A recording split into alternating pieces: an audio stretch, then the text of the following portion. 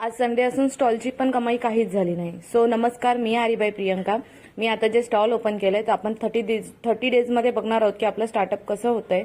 आज संडे होता त्यामुळे लवकरच उठून सकाळी लवकर स्टॉलवरती गेली, नाश्ता केला अँड आता मी सगळं पूर्ण पॅक करून ठेवत नाही कारण की पूर्ण लेसेसला पूर्ण हलवून लेसेस खराब होत होत्या. सो मी आणि रुपालीने आयडिया केली की मी तसंच काहीतरी पॅक करून ठेवूया, फक्त लेसेस, बाकी सगळं सामान आम्ही आतमध्ये टाकत होतो. तर मी परत 12:30 वाजता घरी आली सर्व पॅक करून, कारण की संडेचे आपले क्लासेस असतात ऑनलाईन आणि ऑफलाईन दोन्ही पण 12 ते 5चे. सो स्टुडंट याला स्टार्ट झालं होतं. मग मी घरी आले आणि मग क्लासेस वगैरे घेतले. क्लासेस झाल्यानंतर पुन्हा ते माझे डबे कमी पडले होते, सो ते बॉक्सेस मी आणायला गेली.